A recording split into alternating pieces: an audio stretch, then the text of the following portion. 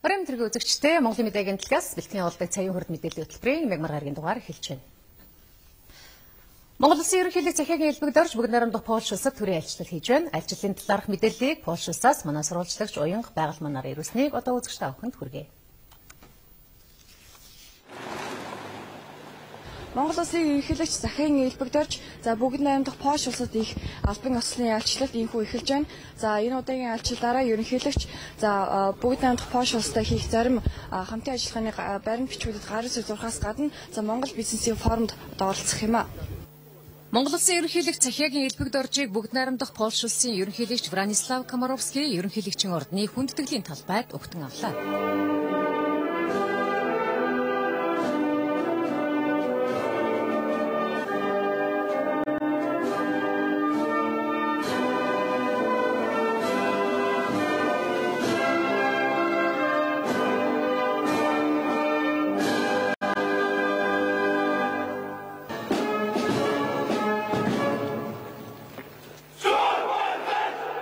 Монгол Улсын ерөнхийлөгчийг инхүү өгтөн авсны дараа хоёр орны төрийн тэргүүд ганцаарчилсан уулзалт хийлээ. Уулзалтын дараа Монгол Улсын ерөнхийлөгч элбэгдэрч бүгд найрамдах Польш улсын ерөнхийлөгч Вранислав Комаровскийтэй хэлэлцээр хийж, боловсрол, шинжлэх ухаан, батлан хамгаалахын салбарт хамтран ажиллах санамж бичгүүдэд гарын үсэг зорлоо.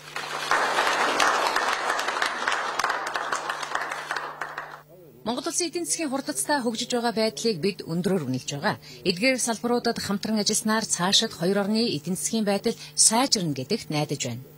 Энэ айлчлалын үеэр хоёр орны харилцаа шин түвшинд гарнаа гэдэгт би эргэлзэхгүй байгаагаа илэрхийлье.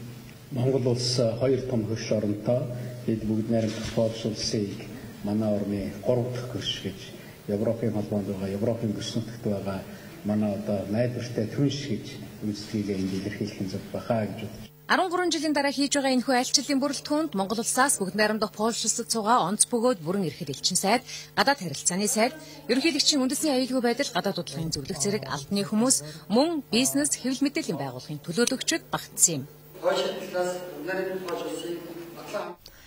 Монгол Улсын ерөнхийлөгчийг бүгд найрамдах Польш улсад айлчилж байгаатай холбогдуулаад хоёр орны бизнес хамтын ажиллагааг өргөжүүлэх зорилго бүхий Монгол-Польшийн бизнес уулзалт тус улсад зохион байгуулагдсан юм. Уулзалтанд хоёр орны ерөнхийлөгчид оролцож Монгол улсад хөрөнгө оруулах боломжийн талаар мэдээлэл хийсэн байна. Монгол Улсын ерөнхийлөгчийн бүгд найрамдах Польш улсад хийж байгаа төрийн айлчлалыг Монголын 70 гаруй бизнесийн байгууллагын төлөөлөгчид дагалдаж байна. Эдгээр төлөөлөгчид Польшийн бизнес эрхлэгчидтэй харилцан ажигтай хамтран ажиллах, тэдний хөрөнгө оруулах боломжуудыг нээлттэй ярилцахаар тус улсыг зорьсон. Бизнес форумд Польшийн 170 гаруй компаниуд Монголын бизнес эрхлэгчидтэй уулзаж ярилцах, мэдээлэл авахар оролцсон нь Польшийн бизнес эрхлэгчид Монголыг ихээхэн сонирхож байгааг илтгэж байлаа. Мэдээж хэрэг уул уурхайн салбарт цаашлаад хоол хүнсний салбарт хамтран ажиллах сонирхолтой байна. Учир нь эдгээр салбарт хамтран ажилласнаар Польш улсын бизнесийн салбарт ихээхэн эерэг нөлөө үзүүлэх юм а. Манай компани өмнө нь Монгол улстай эрчим хүчний салбарт хамтран ажилладаг байсан. Харин одоо гэр ахуйн бараа үйлдвэрлэлийн чиглэлээр хамтаргаар сонирхож байна. Уулуурхай боловсруулах үйлдвэрлэлийн технологиороо Европтой тэргүүлэгч Польш улс энэ салбарт Монголын шинэ хамтрагч, хөрөнгө оруулагч болох ирээдүй бий гэдгийг Монголын бизнесийн салбарын олж харсан гэж хэлж болох юм а. Тэдний улс орд аж ахуй, бизнес, санхүү бүх реформууд нь манайхаас 10 жилийн өмнө явж байгаа учраас бид нэр дуршлагтай араас нь энэ дуршлагын алдаа оноогийн суралцаад явах болцоотой. Монгол улсын эдийн засгийн эрчимтэй өсөлт, эдийн засгийн хямралтай үед Европын холбооны улсууд дундаа ганцхан өсөлттэй үзүүлэх бүхий Польш улсын анхаарлыг инхүү хамгийн ихээр татаж байгаа юм. Иймээс л Монгол улстай хамтран хоёр талын хамтан ажиллагаа харилцаагаа өргөжүүлээ, өөрсдийн ашиг сонирхлоо хөрөнгө оруулалтаар дамжуулан баталгаажуулах эрмэлзэл тэдэнд байгааг Польшийн бизнесмэнүүд хэлж байсан.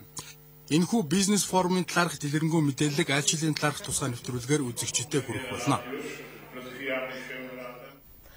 Мөн энэ айлчлалынхаа үеэр Монгол Улсын ерөнхийлөгч элбэгдэрч тус улсад ажиллаж амьдарч байгаа Монгол иргэдтэй уулзалт хийсэн байна.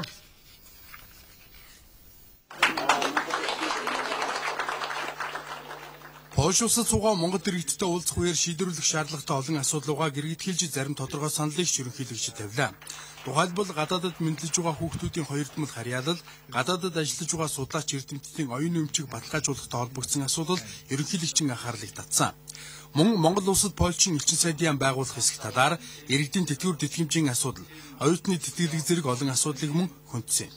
Манай Монгол улсад Польш улсын элчин сайдын газар байгуулах магадлал ямар байна вэ?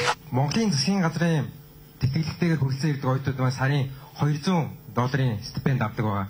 За энэ бол стипенд бол айл хэдэн жилийн өмнөөс олгогдож ирсэн.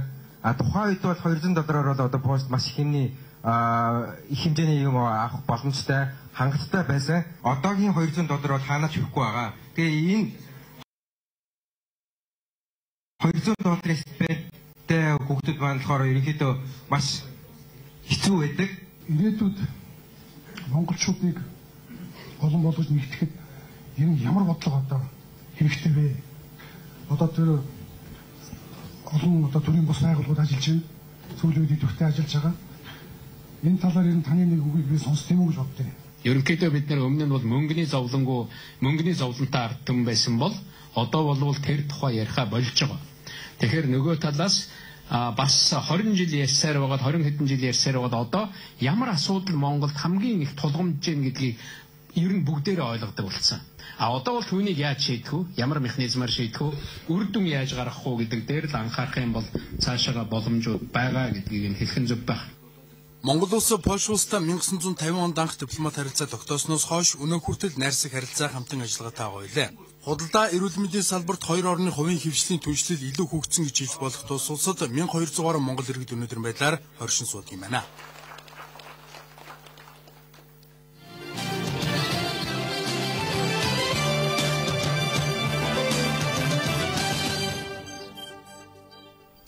Дараагийн мэдээлэл хэлцүүлье. Нийслэлийн агарын бохирдлыг бууруулах тухай хуулийн дагуу нийслэл хотын хэмжээ 53,400 гаруй айл өрх эрчим хүчний хөнгөлөлтөнд хамрагдах боломжтой. Гэтэл өнөөдөр эдгээр айл өрхүүдийн ердөө 60 орчим хувь нь буюу 32,200 гаруй өрх эрчим хүчний хөнгөлөлтөнд хамрагдсан байна. Үлдсэн айлууд нь яагаад хөнгөлөлтөнд хамрагдахгүй байгаа талаар албаны хүмүүс тайлбарлахдаа иргэд итвэх санаачлахгүй байгаа талаар хэлж байна. Хан уул дүүргийн иргэн эрдэнэ цэцэг нь утаагүй 100 ашигладаг байна. Тиймээс эрчим хүчний хөнгөлөлтөнд хамрагдах боломжтой. Тэрээр өнөөдөр дүүргийнхээ хэрэглэгчид үйлчлэх төвд ирж эрчим хүчний хөнгөлөлтөнд хамрагдах гэрээгээ хийлээ. Манайх бол хөнгөлөлтөнд хамрагдаад байгаа 20,000 төгрөг байсан. Одоо хамрагдаад 10,000 төгрөг төлөгдөх болтой юм шиг. Энд бол боломжийг гэж бодож байна. Дүл зух авсан тийм бичгээ авч ирээд энд гэрээ хийхэд бол хамгийн хэлбэр байна. Яг эрдэнэ цэцэг шиг утаагүй 100 захлаан ашиглаж гэрийнхээ дулааны асуудлыг шийдвэрлэж байгаа иргэн бүр эрчим хүчний хөнгөлөлтөнд хамрагдахыг албаны хүмүүс сануулж байна. Өөрөөр хэлбэл төрөөс хөнгөлт үзүүлээд байхад ирж хөнгөлтөө идэлхгүй байгааг тэд хэлж байсан юм. Иргэд маань энэ талаар мэдээлэл муутай ч гэдэг юм уу манай төвд хандахгүй байна л да хэрэглэгч үйлчлэх төвдөд. Тэгэхээр иргэд маань энэ агарын бохирдлыг бууруулах хуулийн хэрэгжилтийн дагуу авсан 100-тай яндантай дулаалгын гэр байшин сууцтай хэрэглэгч нар маань манай хэрэглэгч үйлчлэх төвүүдэд харьяа дүүргийнхаа хэрэглэгч үйлчлэх төвүүдэд хандаад цахилгаан эрчим хүчний үнийн урамшууллын гэрээгээ байгуулах боломжтой юм. 3,000 гаруй хэрэглэгч байгаа. Тэрнээс болоод нэг одоо 1000 гаруй л хийцэн байгаа. Тал хувь нь хийгдэг байгаа. Одоо тэгээ сая өчигдөрөөс болоод бүх юмуд нь дүүргээс ирсэн байгаа. Гэрээ хийх хэрэглэгчнэр бол одоо эхлээд одоо дүл зуух та хийсэн гэрээнийхээ нэг шар хууц байгаа. Тэрийг хууцыг хэрэглэгчийн кодтойгоо иргэний үнэлэхтэйгээр авчрахад болно. Тэгэл гэрээ хийчихнэ. Энэ хөнгөлөлтөнд хамрагдах иргэд стандартын шаардлага хангасан дулаалгатай байх, цахилгаан дамжуулах, түгээх сүлжээнд холбогдсон байх зэрэг шаардлагыг хангасан байх ёстой. Энэ шаардлагыг хангасан иргэдийг дүүрэг дээр нь бүртгэн гэрээ хийж хөнгөлөлтөнд хамруулж байгаа гэдгийг албаны хүмүүс хэлж байна.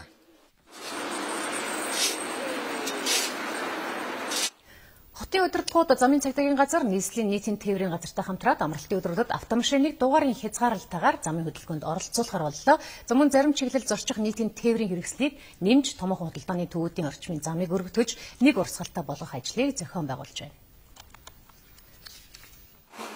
Энэ сарын 26-нд эх сарын 2-нд буюу Бямб гарагт гэгч тоогоор төгссөн улсын дугаартай автомашин хөдөлгөөнд оролцохгүй бол энэ сарын 27-нд эх сарын 3-нд буюу Ням гарагт сондгоо тоогоор төгссөн улсын дугаартай автомашиныг замын хөдөлгөөнд оролцуулахгүй байх зохицуултыг нийслэлийн удирдлагууд замын цагдаагийн газартай хамтран гаргажээ. Нийт Улаанбаатар хотын хэмжээнд бол бас улсын дугаараар нь одоо сондгоо тэгшээр нь одоо хязгаарлалтанд оруулах ийм одоо арга хэмжээг авах гэж байна. Энэ бол зөвхөн одоо цагаан сарын өмнөх дөрвөн одоо хагас бүтэнсээ өдрөөр тааруулж ингэж хийж байгаа. Нэгэр бол 1-р сарын 26, 27, 2-р сарын 2, 3 гэсэн өдрүүдэд л одоо энэ арга хэмжээ хэрэгжүүлнэ гэсэн ийм одоо байдалтайгаар Улаанбаатар хотын хөдөлгөөнд одоо зохион байгуулалтын арга хэмжээ авнаа гэсэн бодлоо. Ингэснээр нэг автомашин 7 хоногт 2 удаа замын хөдөлгөөнд оролцохгүй болно гэсэн үг. Тиймээс зарим чиглэлд нийтийн тээврийн хэрэгслийг нэмж явуулахаар болсон байна. Нарантуул зах руу бөөхөн автобус манах явуулахар зохион байгуулж байна. Энэ одоо 12 чиглэлд та бүхний сая харсан графикийн дагуу за эцсийн зогсоолоос тэгш тоотой цагуудад буюу 10, 12, 14, 16, 18 цагуудад хөдлөөд за Нарантуул захаас бол сондгоо цагууд буюу 11, 13, 15, 17, 19 цагуудаас энэчнээс хөдлөн нисэх яармаг, зайсан, орбит, нарангийн гол, ханы материал комбинат, Баян хушуу, Динжимэн, Чингэлтэй, Бэлх, Шархад, Улаанхааран гэсэн чиглэлээс бол бөөхөн автобусууд нь яв. Мөн баяр ёслолтын үеэр түнжрэл ихтэй байдаг томоохон худалдааны төвүүдийн орчмын зам зохицуулалт хийх юм байна. Тухайлбал Нарантуул олон улсын худалдааны төвөөс гарах гарц нэмж барьсан байна. Ингэснээр замын төвжирэл буурна хэмээн замын цагдаагийн газар үзэж байна. За Нарантуул худалдааны төвөр үйлчлүүлэх гэсэн иргэд бол зөвхөн энэ урд талаасаа машинтай орж ирж үйлчлүүлээд эргээд тэр урагшаа гарч явдаг байсан бол одоо энэ аваарай галцуу энийг одоо нэмэлт хаалгатай болж байгаа юм байна. Энэ хаалга нь шууд энэ урдаас орж ирсэн машин шүү чигээр ийшээ гарч явна гэсэн. Харин эндээсээ бол машин орж ирэхгүй. Бусад захууд дээр ч гэсэн бас одоо бид нар энэ арга хэмжээг бас мөн адил авна. Тухайлбал Барсах гэхэд бол Барсахын зүүн талд одоо шинээр баригдсан нарны гүүрийнхаа баруун талд нэг 100 гаруй машины ороод зогсдог талбай байсан бол дахиад одоо бид нэг 100 гаруй автомашин нэмээд зогсох талбайг бол нарны гүүрнийхээ одоо зүүн талдаа бас нэг талбайг бол бас гаргаж ирж өгч байна. За юуны хүчит чонхрын хувьд бол бид нар бас одоо амралтын өдрүүд ялангуяа энэ хагас бүтэнсийн өдөр бол нэг тодорхой хэмжээнд цагт бол одоо ялангуяа энэ захын ажилтдаг үйлчлүүлэгч нар очдог энэ цагт нь бол бас нэг чигийн хөдөлгөөнд оруулах хүчит чонхрыг бол нэг чигийн хөдөлгөөнд оруулах ийм зохион байгуулалтын арга хэмжээг авч байна. Эдгээр зохицуулалт цагаан сарыг ухтаж хийгдэж байгаа. Цагаан сарын дараа амралтын өдрүүдэд замын хөдөлгөөнд оролцож байгаа автомашинд дугаарыг хязгаарлалт хийхгүй гэдгийг замын цагдаагийн газраас мэдэгдэж байсан. Тиймээс эдгээр өдрүүдэд замын хөдөлгөөнд соёлтой оролцохыг иргэдэд нийслэлийн удирдлагууд уриалж байлаа. Буруу талтай жолооны хүрдтэй автомашиныг хилээр оруулахыг хязгаарлах тухай асуудал яригдж эхэлсэн. Нийслэлийн автозамын хөдөлгөөнд ч гэсэн тодорхой өдөр оролцуулахгүй байх тухайд санал асуулгууд авагдсан байгаа. Энэ асуудлаар өнөөдөр зарим судлаачид нээлттэй хэлэлцүүлэхийг өрнүүллээ.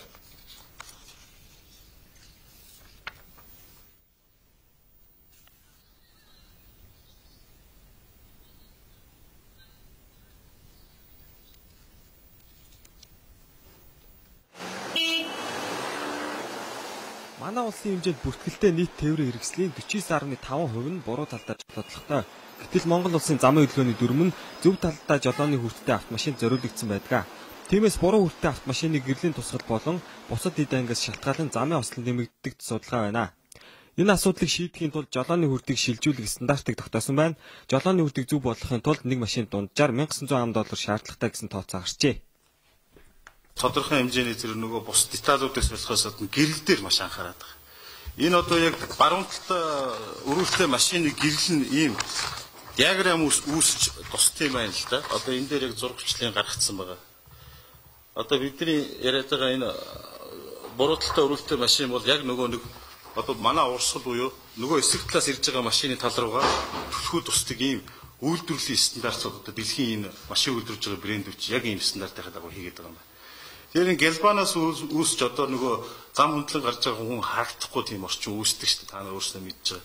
Гэхмэчлийн ийм жижигхэн боловч маш их сөрөг үр дагавартай юмнууд бол байд юм бэл. Тухайн үйлдвэр нэг машиныг одоо зөв тал руу одоо солих техникийн нөхцөлтэй үйлчлэгээний зардал нь хэд болох вэ гэдгийг бид нэр бууруулах талын юм бол ярьчих хэрэгтэй байхгүй. Тэгээ бэлэн болгоцсон байхад гайлаар орж ирэхэд баруун зүүн машин орж ирэх нь чөлөөтэй байдаг ч юм уу. Тэгээ тэндээс сольж бас болж байгаа байхгүй. Судалгаагаар манай орны хэрэглэгчид машин худалдан авахдаа хэлбэр, дизайн, үн зэргийг нь голлон анхаардаг байна.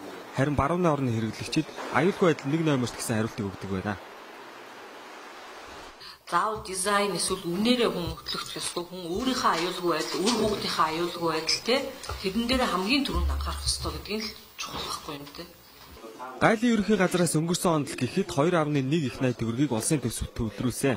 Үүний 10% нь автомашины гайлын татвар дангаараа бүрдүүлсэн гэж гайлын ажилд хэлж байна. Одоогоор янз бүрийн байдлаар импортын хориг саад тавигддаг байгаа. Гайлын байгууллага улсын илэр нэвтрүүлэх гэсэн хин нэгэн этгээдийн өсөлтийн дагуу тухайн барааг хэн шалгаал улсын илэр нэвтрүүлж байгаа. За ерөнхийдөө ямарваа нэгэн байдлаар хориг хязгаарлалт тавилаа гэх юм бол та нар өөрсдөө механик та бодоод үзчихтэй. Улсын төсөвд 2.1 их 80 төгрөг оруулж агаад нийт татврын орлого за түүнээсээ энэ хэмжээний хориглолттой холбоотойгоор нэг одоо тэр 223 тэрбум төгрөгийн татвар хасагдах юм бол ямар хувь хэмжээний хасагдлах вэ гэдэг чинь бодоод үзчихэл гарч чадах шүү дээ. Буруу үргэлжлэлтэй машиныг хөдөлгөөнд оруулахыг хязгаарлах нь нэг талаасаа иргэдэд хүндрэл учруулах мэтээр ойлгогдоод байгаа. Гэвч нөгөө талаасаа төрөөс бодлогоор дэмжиж рүүл шилжүүлдэг үйлдвэр цехүүдтэй болчихвол энэ хоргийг эдийн засагт эргээр ашиглаж ажлын байр нэмэгдүүлэх, цаашлаад реэкспорт хийж гадаад худалдаагаа өргөжүүлэх боломж байгааг ч хэлэлцүүлгээр ярьж байлаа. 2002 онд сайд нарын хамтарсан тушаалаар хүнд онцгой хүнд гэмт хэрэгт шийтгүүлсэн болон чанга түүнээс дээш дэглэмд ялагдж байгаа ялтныг клиникийн эмнэлэг төрөлцсөн мэрэгжлийн төв орон нутгийн нэгдсэн эмнэлэгт шилжүүлж эмчлэхгүй гэсэн заалтыг энэ сарын 15-ны өдөр холбогдох яамны сайдууд хамтарсан тушаалаараа өөрчилсөн. Энэ хэдийгээр хүний амь настай холбоотой асуудал хэдий ч гэсэн 10 гаруй жил мөрдөж ирсэн журмыг гэнт өөрчилсөн нь улс төрсөн явдлаа гэж олон нийт үзэж байна.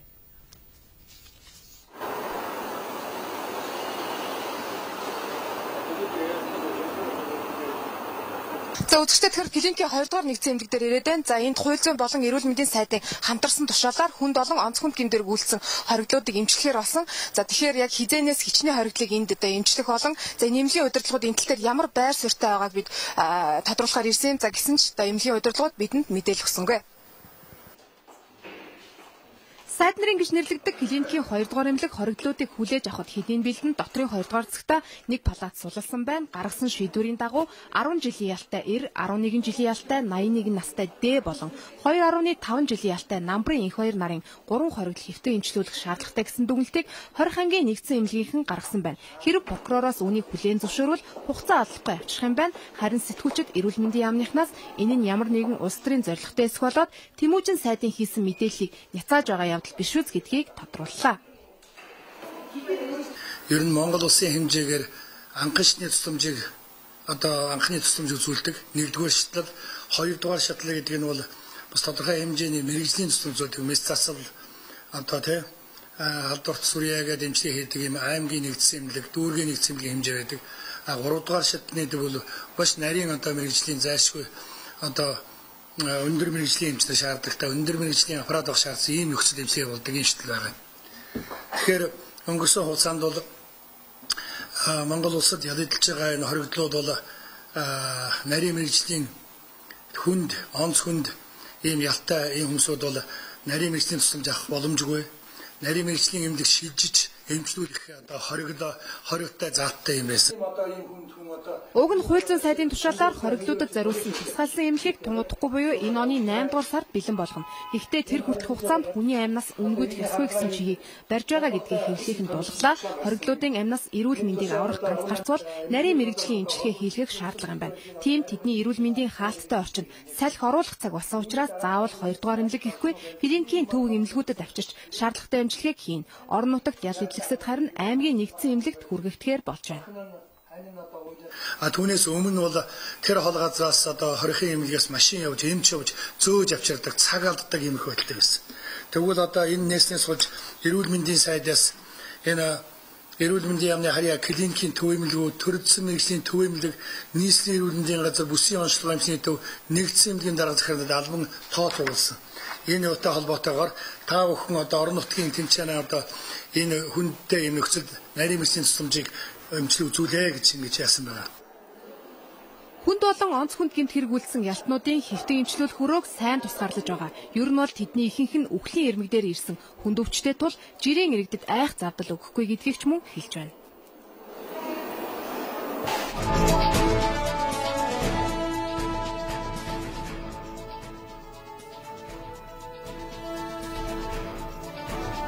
Нийслэлийн захирагчийн ажлын албанаас агаарын бохирдлыг бууруулах ажлын хүрээнд автомашины утгааг багасгах технологийн шин шийдлийн уралдааныг зарлах гэж байна. Судалгаанаас үзвэл Улаанбаатар хотын агаарын бохирдлыг үүсгэгч гол 2 хүчин зүйлийн нэг нь азотын давхар эсэл буюу автомашины утгаанаас ялгардаг утаа байдаг байна. Эрчим хүчний салбарт евро стандарт нэвтрүүлэх зорилгоор эрчим хүчний яам Германы физик цэвэрлэгийн хүрээлэн стандартчил хэмжил зүүн газар хамтран төсөл хэрэгжүүлэхээр болжээ. Маргааш төслийн үйл ажиллагааг холбогдох төрийн болон төрийн бус байгууллагуудад танилцуулах юм байна. Төрийн тусгай албан хаагчдын эмнэлэг бол хууль зүйн яамны өмч биш. Төр өмчөө мэдэж хуулиа баримтлах юм бол тус эмнэлгийн байрыг офис болгох ёсгүй гэсэн байр сууриа улсын хурлын гишүүн Баасанхүү дахин илэрхийллээ. Эмнэлгийг эмнэлэг чигээр нь үлдээх тухай тус эмнэлгийн ажилтнуудаа санал нэг байгаа болохоос биш тэднийг үлсгэлэн зарлахад төрхрээгүй гэж тэрээр мэдэгдсэн байна. Залуучуудын хөгжлийг хангах орчин нөхцөл бий болгохын тулд нэгдсэн үндэсний байгууллагын хүн амын сан Швейцарын хөгжлийн агентлагийн дэмжлэгтэйгээр залуучууд хөгжлийн хөтөлбөрийг 2013 оноос 2017 оны хүртэл хэрэгжүүлэхээр боллоо. Энэ төслийн хүрээнд 14 аймаг, хот суурь нь залуучууд хөгжлийн төв байгуулахаар төлөвлөсөн байна.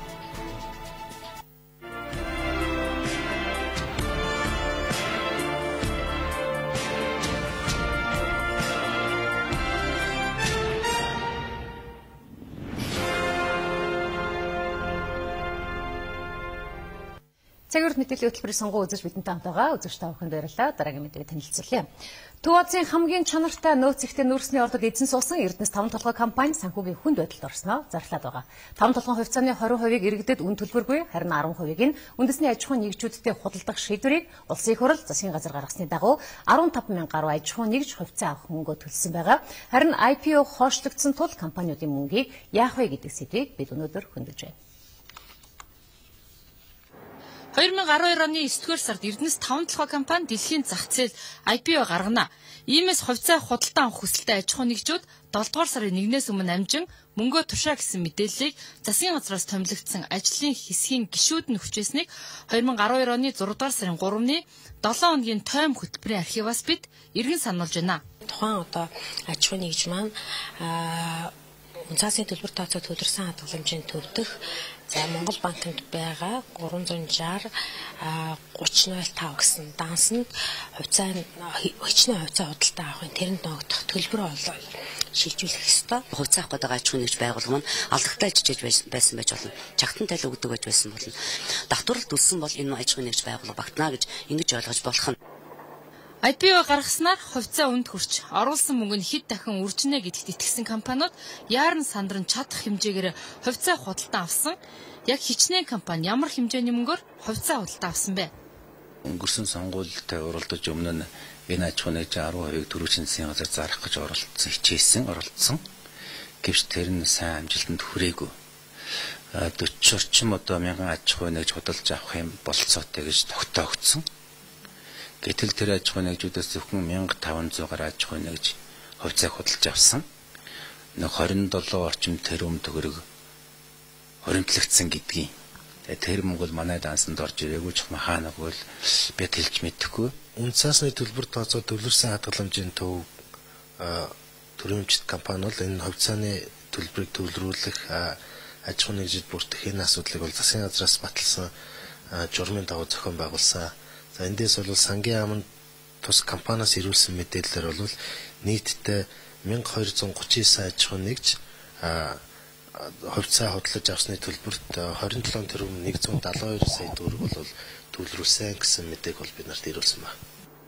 Анхнаасаа морцгийн хазгаа болсон хувьцааны мөнгийг харин одоо эргүүлж өгөхөд улсад хүндрэлтэй өгөхгүй бол компаниудад алдагдaltaй байдал бий болоод байгаамаа. Хэрвээ хувьцаанд биш банкнд хийсэн бол өдийд хүүн тооцогдох байсан. Өмнөх улсын их хурл засгийн газрын шийдвэргээд өнөөгийнх нь тоохгүй орхиж болохгүй учраас цаашид хэрхийг бид улсын их хурл засгийн газрын гишүүдээс тодрууллаа. Олон нийтийн компани болоод тэр хөрөнгөний биржээр хувьцаа гаргах гэж байгаа бол одоо энэнийхээ стратегийг эртхэн гаргаад одоо энийгээ тэр хувьцааг нь авсан аж ахуйн нэгжүүд иргэдэд эрсдэл тайлбарлах хэрэгтэй. Хэдэн жилийн дараа энэ боломжтой болно. Тэр бол та охин маань одоо ингээд одоо юу гэдэг ийм байдлаа байж байж гэдэг юм уу. За аж ахуйн худалдаад авсан хөрөнгөө оруулсан тэр хөрөнгө оруулагчдад одоо бас нэг үг хэлэх хэрэгтэй. Таны хөрөнгө оруулалт бол найдвартай, худлаа юмд ороогүй. Эсвэл таны хөрөнгө оруулалтыг нөхөж олгоно гэдэг юм 30 орчим тэрбум төгрөг орсон гэж ингэж ярьжсэн.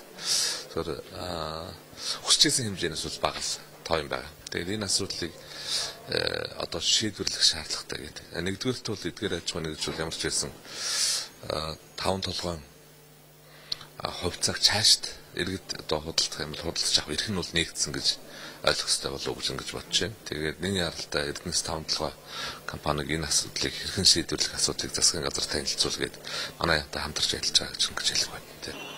Ойрын үед засгийн газрын хуралдаанаар асуудлыг хилцээд мөнгөө буцаан авах уу эсвэл өөр шийдлэр аж ахуй нэгжүүдэд тохиролцоонд хүрэх үү гэдгээ шийтгэр болж байгаа мэнэ. Ямар ч байсан компаниудаа хохироохгүй талд шийд гарах найдварыг үндэсний аж ахуй нэгжүүд тавьж байгаа. Манай улс нэгдсэн үндэсний байгууллагын авилгын эсрэг конвенцэд нэгдэн орсон дэлхийн 150 гаруй орны нэг. Альва конвенцийг хүлээн зөвшөөрч нэгдэн орно гэдэг бол түүнийг хэрэгжүүлэх үүргийг хүлээнэ гэсэн үг. Харин манай улс энэ үүргээ биелүүлж чадаж байгаа юу? Хэрэгжилт нь ямар хөө түвшинд байгаа вэ гэдэг асуудлаар өнөөдөр төрийн ордонд хэлэлцүүлэг өрнөсөн байна. Нэгдсэн үндэстний байгууллагаас гаргасан конвенцудаас хамгийн олон улс орон хүлээн зөвшөөрч нэгдсэн нь хүүхдийн эрхийн конвенц, үүний дараа авилгын эсрэг конвенц ирэмблэгдэж байна. 150 гаруй улс орон авилгын эсрэг конвенцэд нэгдсэний нэг нь манай улс. 2011 онд нэгдсэн үндэстний байгууллагын шинжээчд манай улс авилгын эсрэг конвенцэд тусгасан зүйл заалтыг хэр зэрэг биелүүлж байгаа талаар дүн шинжилгээ хийж 43 зүйл дээр зөвлөмж гаргажээ. Гаргасан зөвлөмжөөс хэд хэдийг нь өнгөрсөн жил гаруй хугацаанд ажил хэрэг болгосон тухай өнөөдөр хэлэлцүүлэгдээр авилгаа тэмцэх газрын илтгэлээ. За тухайлбал ашиг сонирхлын зөрчлийн эсрэг хуультай болсон гэрч хохирогчийг хамгаалах тухай бие даасан хуулийн төслийг боловсруулж байгаа. Хууль бусаар баяжих гэсэн зүйл заалтыг ирээгүй хуульд оруулж өгсөн гэх зэрэг жишээ баримтыг дурдлаа. Гэхдээ энэ нь конвенцийг бүрэн хэрэгжүүлж байгаа гэсэн үг биш болохоор цаашд нэгдсэн үндэсний байгууллагын авилгын эсрэг конвенцийг хэрэгжүүлэхийн тулд ямар асуудал бидэнд тулгамдж байгааг онцлолоо. Жишээлбэл тухайн төрийн албан хаагч хэл ахуул нэгтгэг. Би энэ үйлдэлийг хууль бус үйлдэлийг хийх үе хийхгүй байхын тулд над тавуул өг гэдэг нэгсэн тохиолдолд бол хариуцлага хүлээх боломжгүй байгаа. За конвенцоор бол энэ үйлдэл хариуцлага хүлээх үүргийг бол Монгол улс хүлээсэн байдаг. За мөн хэл ахуул өгсөн хүн хэл ахуулаа сайн дураар илчилсэн тохиолдолд хүлээх хариуцлага одоо хүртэл байхгүй. 1926 онд анх Монгол улс эрэг уйлдаа хэл ахуул өгсөн хүн сайн дураараа гэмбурга хүлээж ирсэн тохиолдолд бол хариуцлага чөлөөлдөг байсан бол энийг чөлөөлөх боломжгүй болгож 2002 онд нэмэлт өөрчлөлтөөр бол оруулсан байна. Нэгдсэн үндэсний байгууллагын авилгын эсрэг конвенц авилгаас ангижрах хэдийдэн зүйл заалтыг чухалчилдаг. Тухайлбал төрийн бодлого авилгын эсрэг стратеги төлөвлөгөөтэйг уялдах ёстой. Авилгын хэргийн хөөнхөлөлцөх хугацаа урт байх ёстой. Мөн авилгын гэмт хэрэгтэнд онох ял хатуу чанга байх ёстой. Мөн хэл хахуулын хамаарах хүрээгээ өргөнөөр харах хэрэгтэй байна. Авилга мөнгө өгсөн авсан асуудал зөвхөн хэл хахуул гэсэн үг биш. Хөрөнгө мөнгө оролцоогүй ч албан тушаалаа уруулан ашиглагч бас хэл хахуул гэж өргөнөөр харах ёстой гэсэн саналыг нэгдсэн үндэсний байгууллага дэвшүүлж байгаа юм а. Inside the convention, then авилга хэл хагуулын хэргийн дотор нөлөөгөө наймаалцах гэсэн шинэ нэр томьёо өнөөдөр хэлэлцүүлгээс сонсогдлоо. Хэн нэгэн албан тушаалтан өөрт ноогдсон эрхийг хэтрүүлэн албан тушаал ашиглаж бусдаас ашиг хонж олох зорилгоор нөлөөлөх тухай энэ асуудлыг нөлөөгөө наймаалцах гэж тайлбарлаж байгаа юм а.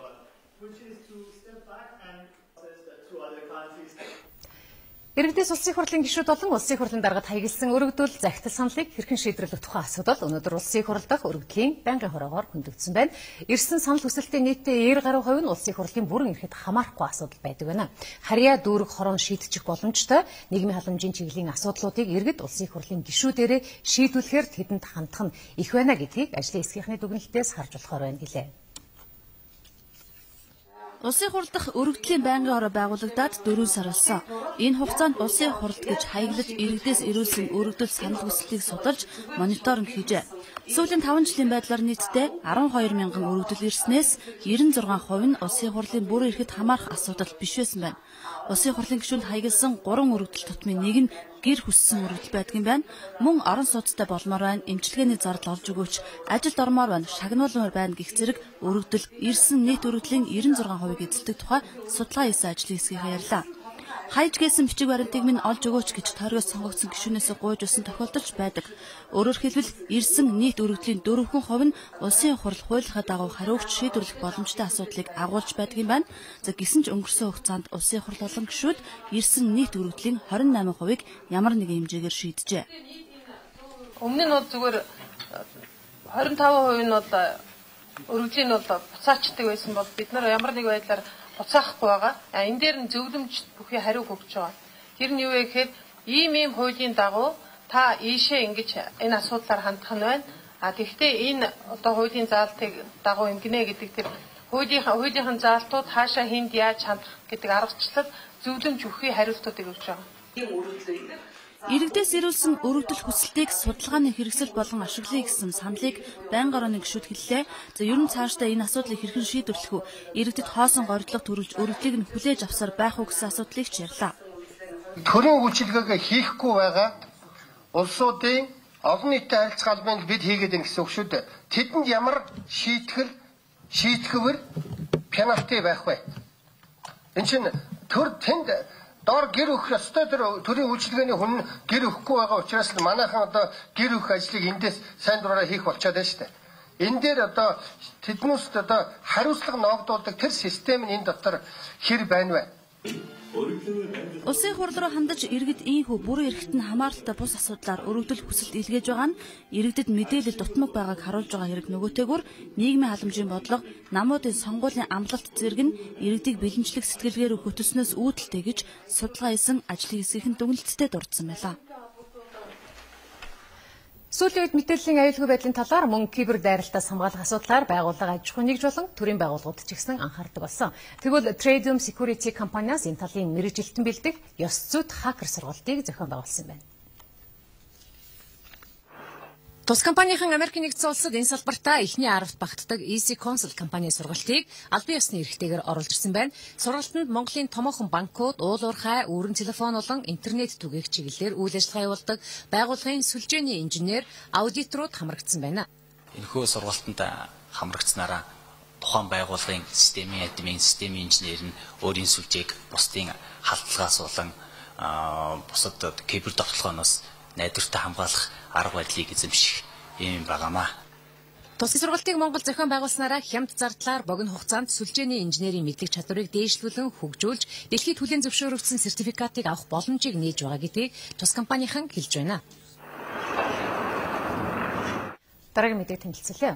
Дархан хүний бурхан ухаанаар бүтсэн сор бүтээлүүдийн үзэсгэлэн нийслэлтноо өнөөдөр нэгтлээ цагаан сар зориулсан энэхүү үзэсгэлэн Монгол дарагчдын уралсан бүтээлүүдээс гадна мөн эртний эдлүүд тавигдсан байна. 13 дугаар зууны үед эзэн Чингис хаан Морьтон баатруудынхаа хүчээр дэлхийн талыг эзэгнэж байсан түүхтэй.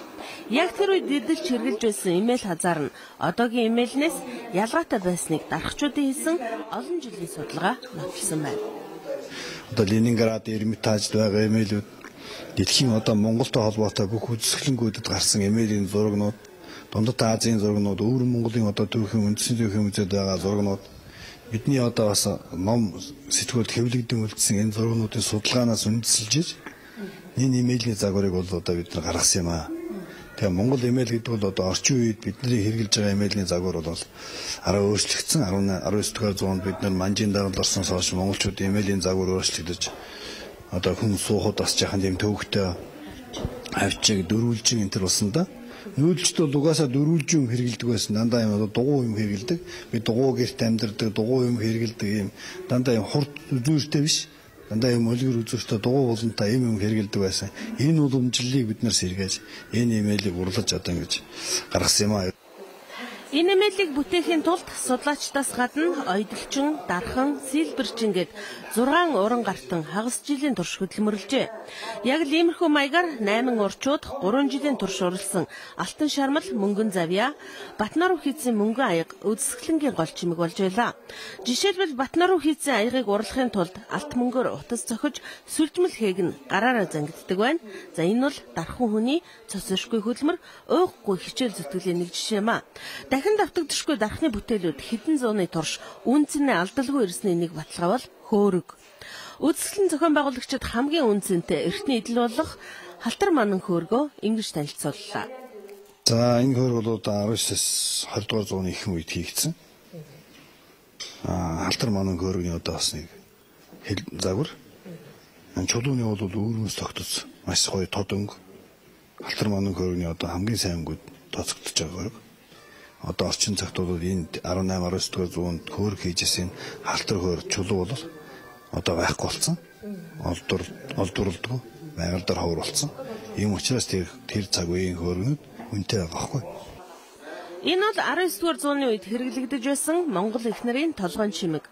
За энэхүү толгойн чимгийг дарагчид дахин сэргээж алтаар шаарсан нь олон дуучдын клипний гол чимэг нь болж олон ч киноны гол дүрийн хатны өмсгөл нь болж байсан гэж эзэд нь хэлж байна. За энэ мэтэр орчин цагийн болон эртний дарагчдын бүтээсэн бүтээлүүд сар шинийн баяр хүртэл Art House галерейд тавигджээ.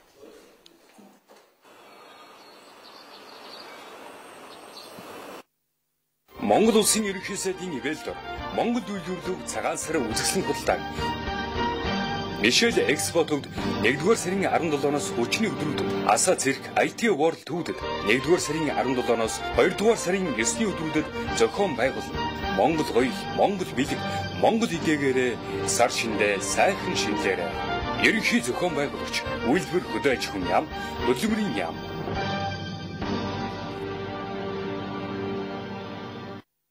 Монгол улсын хууль зүйн яам эрхцэн шинтгэлийн хүрээнд боловсруулж байгаа багц хуулийн төслүүдэд иргэдийн санал хүсэлтийг авах ажлыг зохион байгуулж байна. Хууль сахиулагчийн эрхцэн байдлын тухай хууль, цагдаагийн байгууллагын тухай хууль, мөрд хавтны тухай хууль, хууль сахиулах үйл ажиллагааны тухай хууль, эрүүгийн хэрэг хянан шийдвэрлэх тухай хууль, эрүүгийн хууль, зөрчлийн тухай хууль, гэрч хохирогчийг хамгаалах тухай хууль, төлбөрийн чадваргүй с ижигтэн шүүгдэгчид үзүүлэх хууль зүйн тусалцааны тухай хууль, маршлийн амтны тухай хуулийн төслүүдэд ард иргэд хуульч, судлаач, сонирхсан хэн боловч өөрийн санал хүсэлтээ аймаг сум дүүргийн эрхцэн тусалцааны төвүүд болон мож, цэг, гол, цэг, эмэн цэгэн хуудасаар дамжуулан өгөх боломжтой.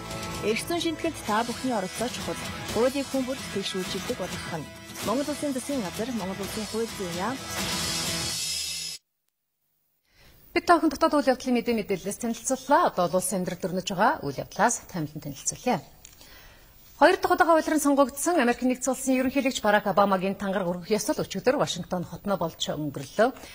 Хэдэн зуун мянган Америкчууд оролцсон уг ёслолын ажиллагааны үеэр төрийн тэргүүн ард түмэндээ хандаж дэлхийд танигдсан жинхэнэ Америкийн эрхтгч нийгэмдээ эргэн ирэхийг уриаллаа. Мөн түнчлэн муу цагаар тоцорч улс төрийн нам эвслүүдээс гадна ард иргэд цөмөөрөө эвсэлэн нэгдэх цаг нэгэнт ирсэн гэж хэлсэн байна. Вашингтон хотын гудамж талбайд баярын урамсгал өглөөний 7 цагаас л орж эхэлжээ. Ерөнхийлөгч Барак Обама өглөөний 8 цаг 30 минутанд цагаан ордноос холгүй байрладаг мөргөл үлддэг сүмдээ зочилсан байна. Сүмийн мөргөлийн дараа тангараг өргөх ёслоо эхэлжээ. Ард түмэндээ хандаж хэлсэн үгэндээ ерөнхийлөгч Барак Обама санхүү, эдийн засгийн асуудалтай холбоотой төсвийн асуудлаас эхлээд тулгамдж байгаа олон асуудлыг хүндсэн байна. За эдгээрийн дундаас эмэгтэйчүүдийн болон хүйсийн тэгш ирэх, цагаачлал, дэлхийн дулаарлын асуудлуудад төлхөө анхаарч тэмцэн гэдгээ амласан байна. За харин Америк нэгдсэн улсын гадаад бодлогын хувьд ямар нэгэн эрс өөрчлөлт хийхгүй гэжээ. За өнөөгийн бидний амьдарч байгаа Америк орныг байгуулагдсан үеийнхнийг анхааран халамжлана гэхээсээ илүүтэйгээр ирээдүйн хож үеийнхэндээ үлдэх хөрөнгө оруулалтанд анхаарах хэрэгтэй гэж бодож байна. Америк орны хувьд Аз твээс Африк төв хүртэл, Америк твээс ойрхот орнод хүртэл ардчлалыг дэмжих болно. Яагаад гэвэл бидний ашиг сонирхол, зүрх сэтгэл, ардчлал, эрх чөлөөнөөс хол хөндий хүмүүсийн нэрийн өмнөөс зохилж байгаа гэдгийг сануулж байгаа. Баярын парадад тус улсын бүхий л хүчний байгууллагуудын анги төлөөллөөс гадна томоохон оркестр, урлын болон мужуудын төлөөлөл гээд нийтдээ 9,000 гаруй хүн оролцжээ. Тэдний дотроос ерөнхийлөгч Обамагийн төрлөх муж Гава ясэрсэн төлөөлөгчд түүний сэтгэлийг ихэд хөдлөсөн гэж хэвлэл мэдээлэл онцоллоо. Төрийн тэргүүний хар лимузин машин баярын жагсаалыг тэргүүлжсэн бөгөөд нийт оролцогчид 2.7 км урт замыг туулсан байна. Албыг сурвалжийн мэдээлснээр ерөнхийлөгчийн тангараг өргөх ёслолыг 800-аас 1 сая хүртэлх хүн хүлээн авч үзсэн гэж байна. Тэдний ихэнх нь Вашингтон хотын төв гудмуудад байршуулсан том дэлгэцээр ёслолын үйл ажиллагааг хүлээн авчээ. За баярын жагсаалын эцэс дуучин Бейонсе Америкийн нэгдсэн улсын төрийн дуудлыг ихшэглүүлжээ. За өнөөдөр Израиль улс шинэ парламентын бүрэлдэхүүнээ сонгож байна. Тогтсон хугацаанаас өмнө болж байгаа парламентын энэ удаагийн сонгуульд нийт 120 суудлын төлөө 32 нам өрсөлдөж байна. За сонгуулийн хугацаанаас нь нааш татсан шалтгаан нь шинэ оныхоо төсвийг батлах асуудлаар кабинетийн гишүүдтэйгээ санал зөрчилсөн тус улсын ерөнхий сайд Биньямины шийдвэр байжээ.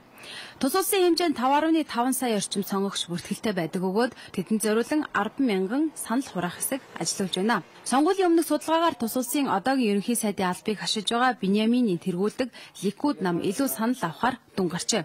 Уг намын хувьд энэ удаагийн сонгуульд Израиль бидний гэр намтай эвсэн оролцож байгаа юм байна.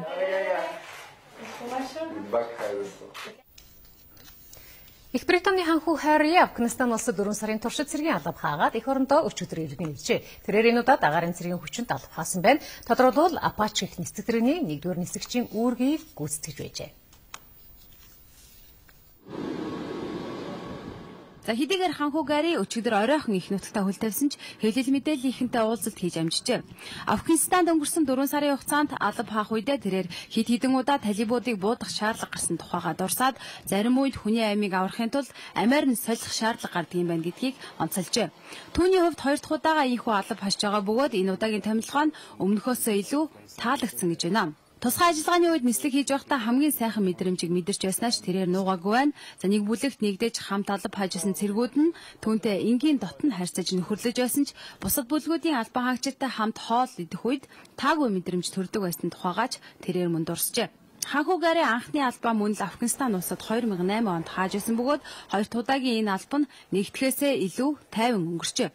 Учир нь 2008 онд Афганистанд алба хааж байх үед нь хэд хэдэн сэтгүүл, вебсайтууд түүний байга газрын тухай мэдээллүүдийг нээж тавьснаас томилгооны хугацаагаа дуусгаас өмнө их нутагтаа буцаж байжээ.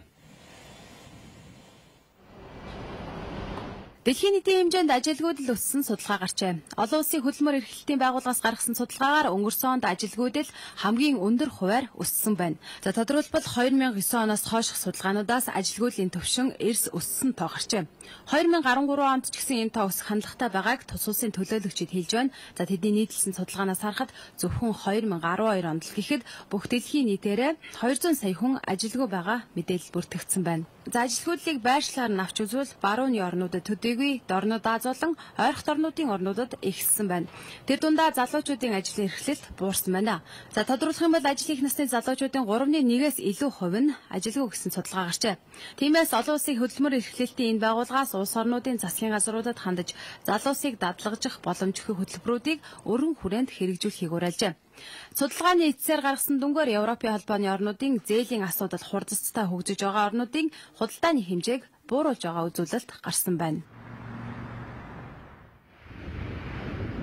Маргааш Швейцарын Давос хотноо нээлттэй хийх дэлхийн эдийн засгийн 43 дахь чуулга уулзалтанд хэрхэн бэлтгэж байгаа тухай мэдээллийг хүргэж байна. За энэ удаагийн чуулга уулзалтанд ойролцоогоор 100 гаруй орны 2500 орчим төлөөлөгчид оролцож дэлхийн эдийн засгийн чухал асуудлуудыг хөндөх юм а.